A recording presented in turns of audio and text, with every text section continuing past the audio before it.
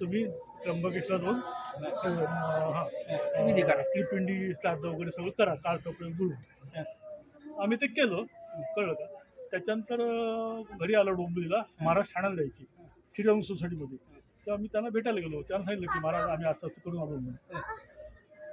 अरे काय जरूर आहे कशाला, ठीक आहे आता केलं सारखंच नाही, पण आपल्याकडे फार चांगला नागपती तोडगा आहे, तुला सांगतो मी. काय महाराज काय नाही, दर अमावस्येला बरोबर 12 वाजता एक मूठ भात आणि त्या 2-4 थोडंसं दही ठेवायचं आणि वरती पानावर तरी ठेवून यायचं. बस असं कमीत कमी 5 अमावस्या करायचं. पण तुम्ही जास्त अमावस्या काही हरकत नाही. हा देवनाथ माने मला सांगितलं नागपंथी तोडगा 1980 साली.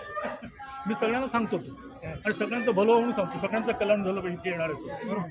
सगळ्यांचे सगळ्यात मोठं काय प्रॉब्लेम असतो का पितृदोष असतो, सगळ्यात मोठा बहुतेकांच्या प्रत्येक असतो तो दूर व्हावा ही सद्गुरूचरणी प्रार्थना. हरी